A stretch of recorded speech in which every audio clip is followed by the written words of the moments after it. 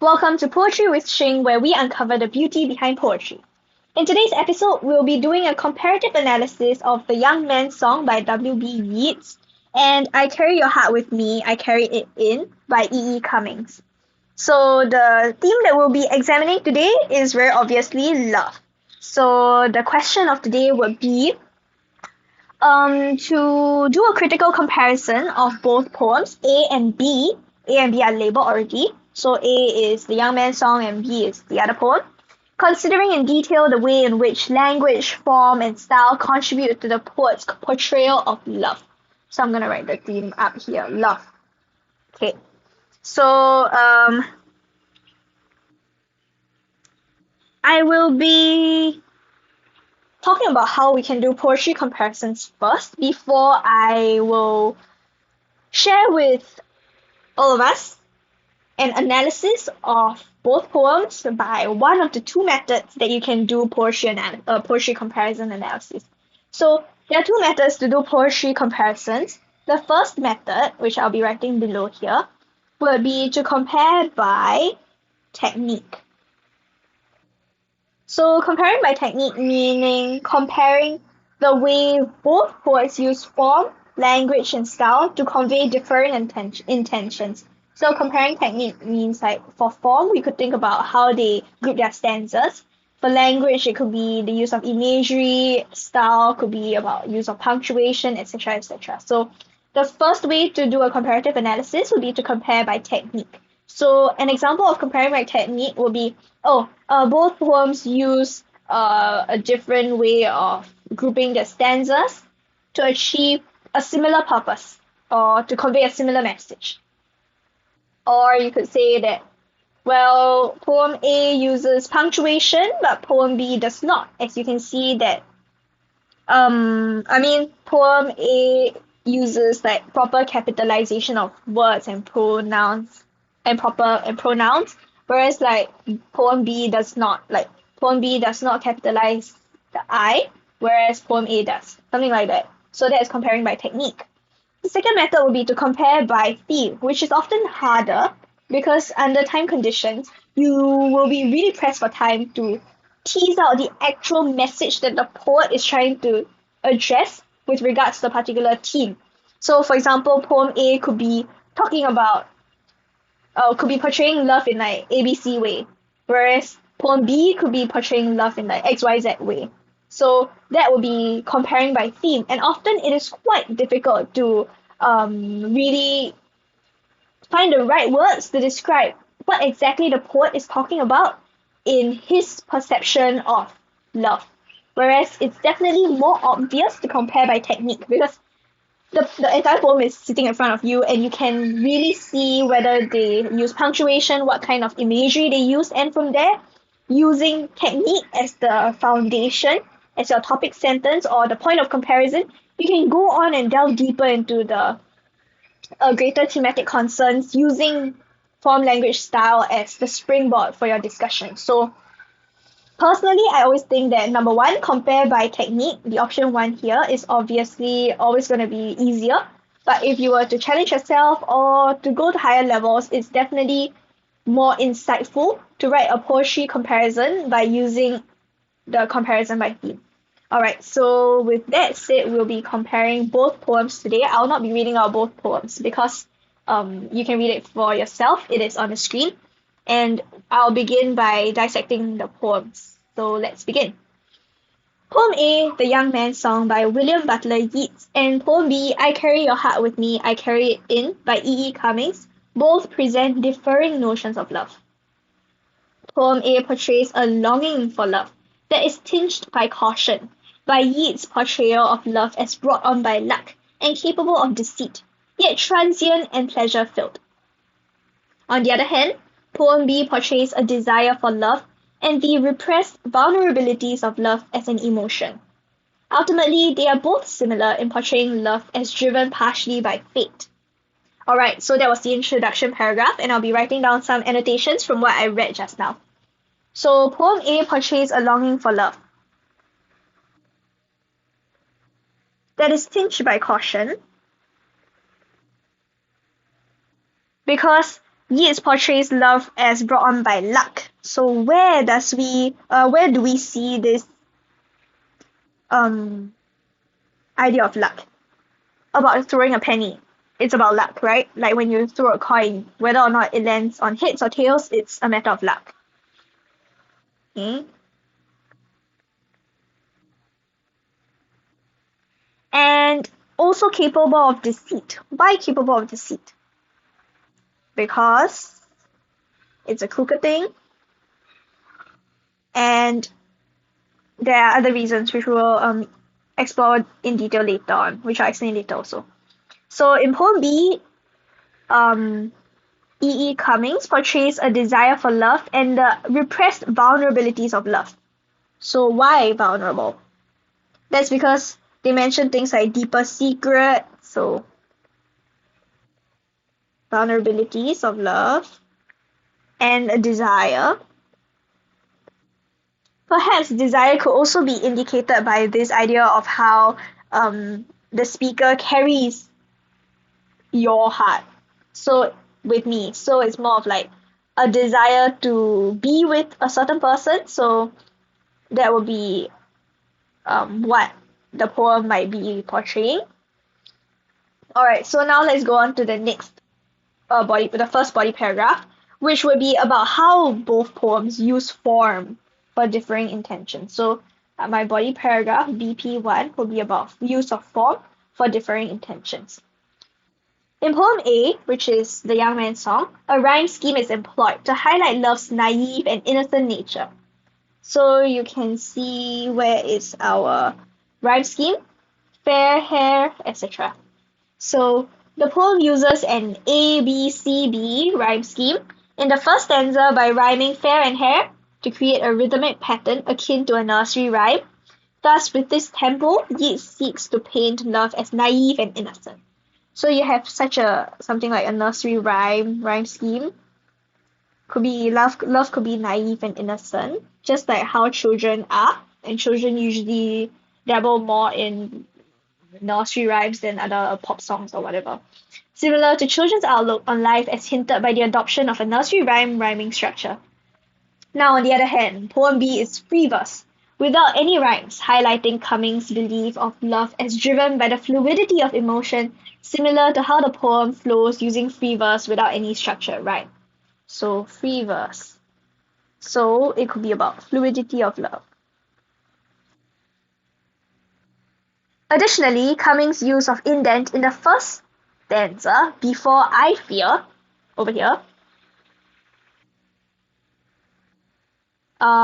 signifies the vulnerability of exposing one's true emotion.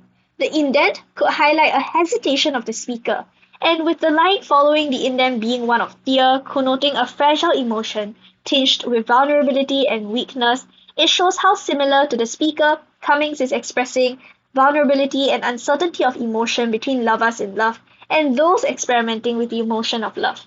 Thus, Yeats shows love as innocent, while Cummings shows love as vulnerable and driven by the fluidity of human emotion. Alright, so this entire indent here could signify hesitation and this idea of fear. So love is vulnerable and also fluid, unpredictable even. Both poems also adopt the use of imagery. So my second body paragraph is about imagery.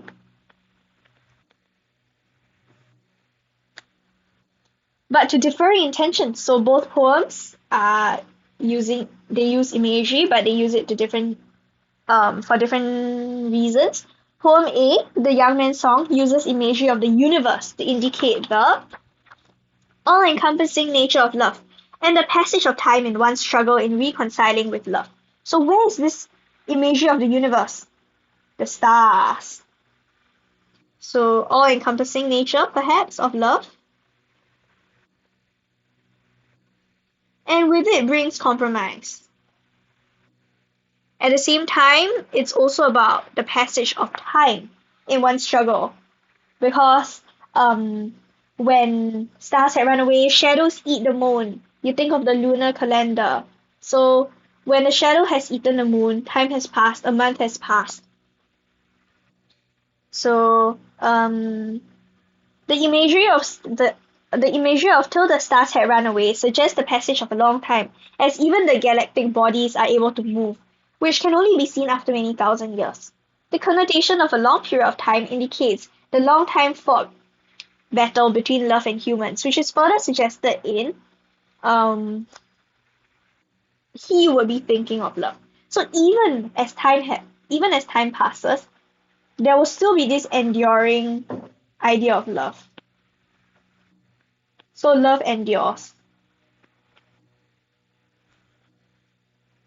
The diction of thinking thus indicates tensions between human emotions of love and humans themselves, which span a long time.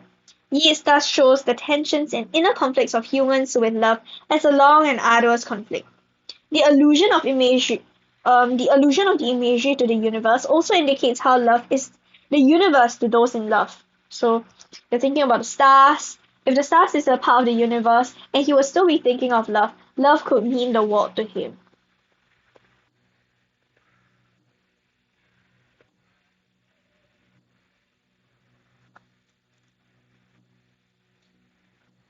Similar to how beauty lies in the eyes of the beholder, love consumes one, and Yeats shines light on how love is perceived as everything, as represented by the universe. On the other hand, let's move on to poem B. Alright, on the other hand, poem B uses the imagery of the universe to show the differing stages of love and the joy love can bring. The imagery, you are whatever a moon has always meant, reveals the constancy of love even through the test of time. So you are whatever the moon has always meant. Alright. Similar to how the moon waxes and wanes across the month, Cummings suggests love also changes in form and manner as time passes, bringing with it diversity. Yet, even as the moon waxes and wanes, it still remains a constant in the sky, suggesting that Cummings seeks to portray love as a constant despite its morphing nature. So although the moon always changes in its appearance,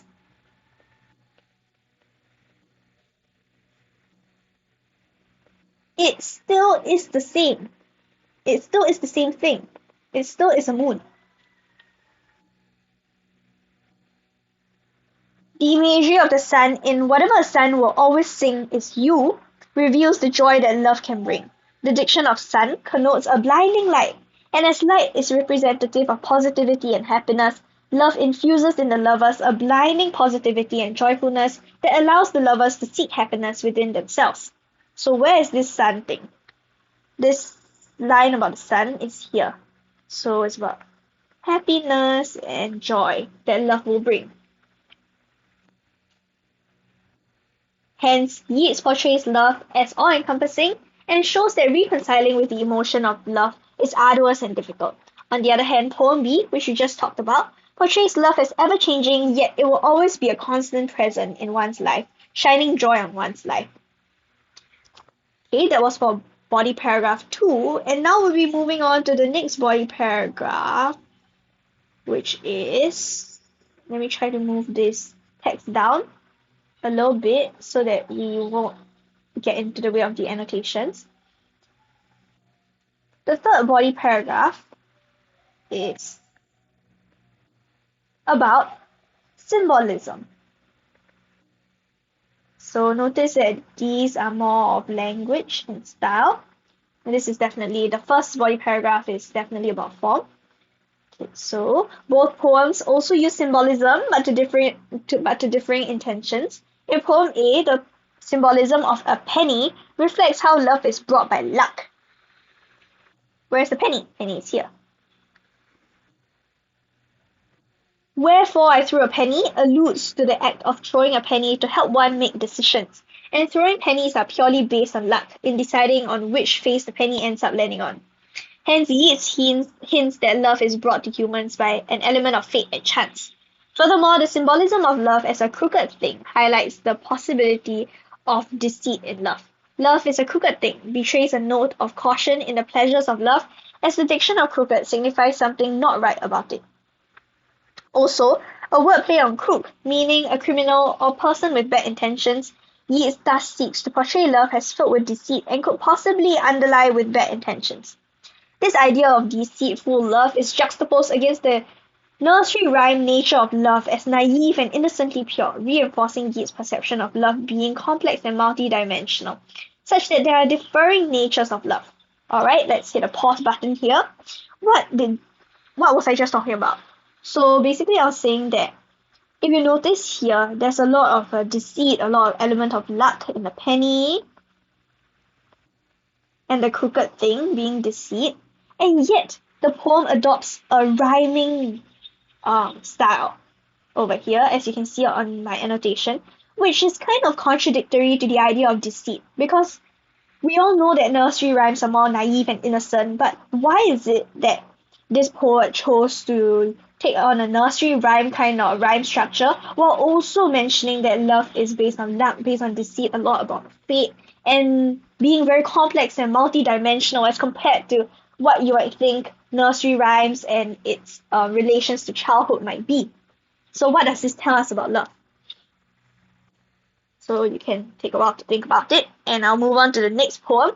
Conversely, in poem B, which is this written by E. Cummings, the symbolism of the tree indicates that love is in part controlled by fate and the inevitable possibility of forbidden love. So where's the tree? The tree in the poem is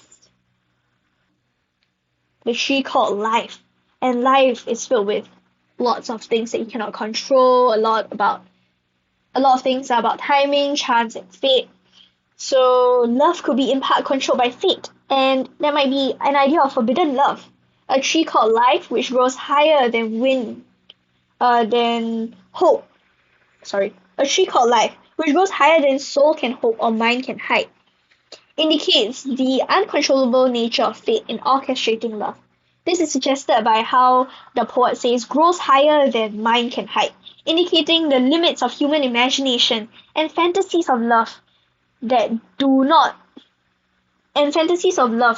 do the powers of fate in controlling love any justice. Hence, Cummings shows that love is in part controlled by fate. So let's think about this. Sky of a tree called life which grows higher than the mind can hide. So the mind, what do you think about? Maybe there might be love fantasies, there might be human imagination, living in your own mind about love or whatever. So that would be more about how love is in part controlled by fate and also uncontrollable by your own mind. Additionally, the poet E. Cummings suggests that fate perpetuates impossible love. The symbolism of keeping stars apart, I just highlighted that, indicates how similar to the stars in the universe, which can never meet, some humans can never come together and experience a romantic relationship. Cummings hence highlights the inevitability of some types of love to be impossible. Furthermore, through the symbolism of keeping the stars apart, Cummings insinuates that akin to how stars meeting will result in collisions that cause destruction, a union of people in love may result in hurt and emotional damage. Fate perpetuates impossible love, as shown in This Is the Wonder that's keeping the stars apart, with this referring to fate that's keeping the stars apart, highlighting the agency fate has in controlling one's love life, symbolized by the stars. Thus, Yeats shows love as lined with deceit, while Cummings paints love as orchestrated by fate and proposes the possibility of impossible or forbidden love. Both poets further show their intentions through the use of poem's title. So my last body paragraph will be on the title of the poem. So let's zoom out and take a look. In poem A, the young man's song indicates the juvenile yearning of love that facilitates the burning passion love is so famous for. The connotations of young man suggest a tender age, and youth is commonly associated with impulse of acting on love and tempting emotions of pleasure. Hence, Yeats implies that love is a conflict in the young face. On the other hand, poem B's title, I Carry Your Heart With Me, I Carry It In, reveals the magnanimity of love and its continual nature. The purposeful use of a lowercase I in the title suggests the poet's belief that the individual in a love relationship is small and insignificant as compared to the sacrifices made in love and the importance of the other party. The incomplete sentence of "I carry it in" further indicates the continued nature of love as the parentheses clause is unfinished. But in this case, yeah, you can notice that it's unfinished. This square bracket here is just, you realize that the actual parentheses is unfinished. Yeah, so hence Cummings suggests that love is an ever-continuing narrative and it may sometimes end interrupted because the parentheses, there's no close bracket, basically, in simple terms. Alright, so to conclude the poem, poem A portrays love as both being an innocent endeavor but also a treacherous and deceitful one. Yeats thus shows love as a complex human emotion that consumes us entirely. Conversely, poem B portrays love as constant amid the changing stages of love, coupled with the possibility of hurt, destruction, and forbidden love. Ultimately, both poems agree that love is in part driven by fate, reinforcing the unpredictability of human emotion and its fluidity and capacity to reveal humanity's vulnerability. Alright, that marks the end of our poetry analysis for this episode, and I hope you enjoyed it. Hope to see you in our next episode of Poetry with Shing. Thank you and goodbye.